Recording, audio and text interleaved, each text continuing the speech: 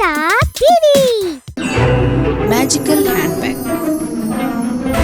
अपने लालच की वजह से विमला किस तरह परेशानी झेलती है, इसके पहले की कहानी में हमने देखा। विमला अपने कमरे में कपड़े ठीक कर रही थी। मेरी किस्मत तो फूट गई है, कुछ अच्छा नहीं हो रहा। हमेशा मेरी जान पे बनाती है। उस कमला को तो हमेशा अच्छा ही होता रहता है। वो कपड़े ठीक करते हुए सोच रही थी, शायद मेरी जिंदगी अब नहीं बदलने वाली। ऐसा सोचकर वो उन कपड़ों को लेकर अलमारी में रखने के लिए पहुंची। जब वो कपड़े अलमारी में रख रही थी तो उसे अपनी शादी में सहेली का दिया हुआ हैंडबैग मिला। उसे हाथ में लिया और कहा, ओह मेरा बैग, तू इसी अलमारी में सुरक्षित रहेगी, बाहर निकलोगी तो खराब हो जाएगी। यही सोचकर इतने सालों से संभाल कर रखा है तुझे। उसने बैग को सीने से लगाकर उसे चूमा और वापस अंदर रख दिया। तू सुरक्षित रह यहाँ, ऐसा कहकर अलमारी को बंद कर दिया। उस दिन रात को जब सब लोग सो रहे थे तो चोर ने आकर विमला का बैग चुरा लिया। सुबह जब विमला ने अलमारी खोला तो बैग नहीं था। अरे मेरा बैग कहाँ गया? कल मैंने यहीं रखा था, उसे कहाँ गई? कहकर उसने पूरा घर छान मारा, बैग कहीं नहीं मिला। बैग को खो जाने के गम से उसने खाना छोड़ दिया और कमरे में रोने लगी।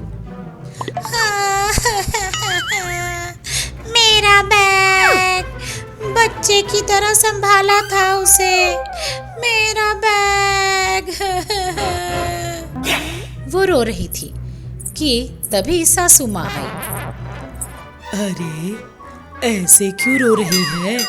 क्या हुआ? एक छोटी सी बैग ही है ना जो चोरी हो गई है। वो भले ही छोटा सा बैग हो, पर मुझे बहुत पसंद थी। ठीक है, रो मत।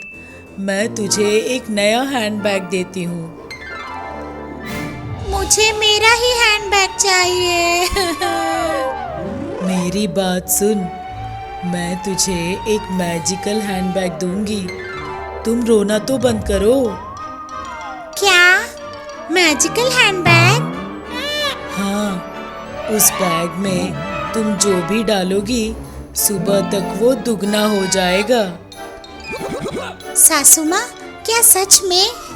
कहाँ है वो बैग? जल्दी से दीजिए ना। सासू माँ एक बैग लेकर आई और विमला को दिया।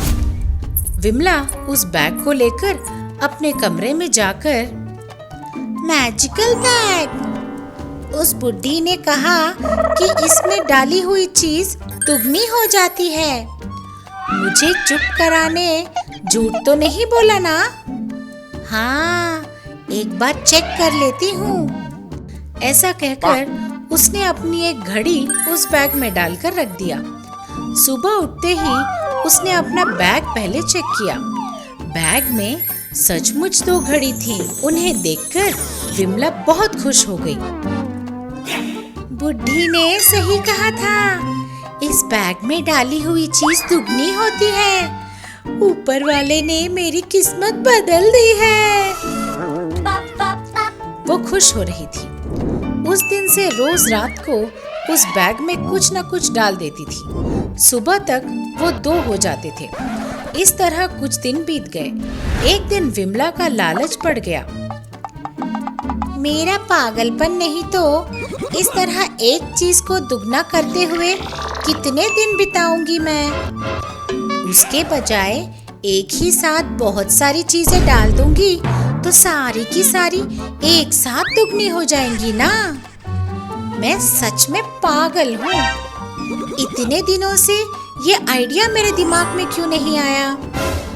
कोई बात नहीं, अभी तो आया ना। आज रात को पूरा बैग भरकर सो जाऊंगी। सुबह तक सारी चीजें दुगनी हो जाएंगी। ऐसा सोचकर उसने अपनी कई सारी छोटी छोटी चीजें उस बैग में डाल दी और बड़ी मुश्किल से उस बैग का जिप बंद किया और बगल में रखकर सो गई। सुबह उठकर देखा तो विमला दंग रह गई। वो सारी चीजें दुगनी तो हो गई, मगर वो बैग वहां नहीं थी। रात को जबरदस्ती बैग बंद करने की वजह से जब चीजें दुगनी हुई तो वो बैग छोटे छोटे टुकड़ों में फट गया।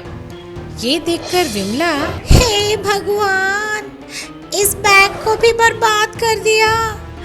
आपके भरोसे ही जी रही थी, मुझे क्यों इतना सता रहे हो? वो इस तरह रो रही थी कि वहां सासू माँ आ गई। क्या हुआ? सुबह सुबह रोना क्यों शुरू कर दिया तूने? क्या बात है? आपका दिया हुआ बैग फट गया सासू माँ। मैं जानती थी कि तू उस बैग को ज्यादा दिन नहीं संभाल पाएगी। तूने बिल्कुल वैसा ही किया है। मुझे माफ कर दीजिए सासू माँ। तुझे कितनी बार माफ करूं? छिछी, तुम कभी नहीं सुधरोगी। ऐसा कहकर सास वहां से चली गई। उसके जाते ही, चल जा यहाँ से बुढ़ी कहीं की, मैं क्यों बदलने लगी? उसने सास को कोसा और फिर बैग की तरफ देखा। हाय मेरा मैजिकल बैग।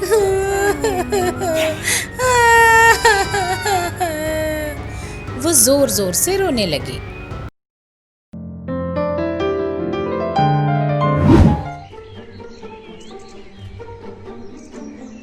मदन नाम का एक आदमी था। वो मटन कबाब का ठेला लगाता था, पर वो बड़ा ही लालची था। भैया, कबाब तो बड़े टेस्टी है, थोड़ी चटनी और मिलेगी? अरे चटनी कोई मुफ्त में आती है क्या? पर चटनी तो सब देते हैं दोबारा। हाँ तो हमने कब मना किया है? बस 10 रुपए और दे देना। नहीं चाहिए। एक दिन उसका बेटा दुकान पर आया कबाब खाने। पापा, आज बड़ा मन कर रहा है मटन कबाब खाने का, एक प्लेट देना। ये ले बेटा, गरम गरम कबाब। बढ़िया है पापा। चल अब पैसे निकाल। आप मुझसे भी पैसे लोगे पापा? बेटा मटन कोई मुफ्त में दे जाता है मुझे? ये लो। आपको तो शर्म आती नहीं होगी अपने बेटे से पैसे लेते हुए।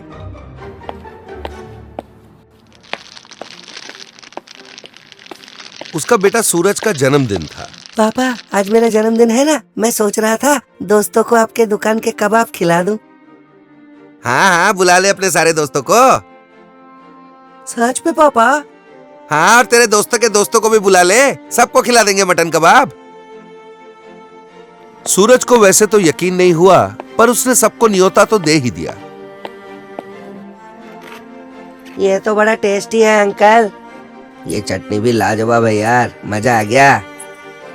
टोटल 40 प्लेट कबाब हुए हैं। चलो चलो सब पैसे निकालो। अरे ये क्या पापा? बेटा कबाब क्या मुफ्त में आते हैं? सबने अपना अपना बिल चुका दिया और सूरज पे गुस्सा होकर मुंह फुलाकर चले गए। एक बार मदन को एक शादी में स्टॉल लगाने का ऑर्डर मिला। उसे 1000 प्लेट कबाब बनाने। 1000 प्लेट कबाब बनाने में बहुत सारा मटन और राशन लगेगा।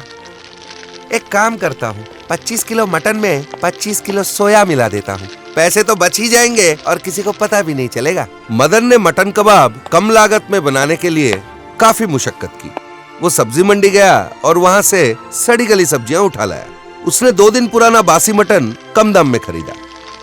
फिर अपने बीवी और बेटे के मदद से उसने कबाब बनाने की तैयारियां की।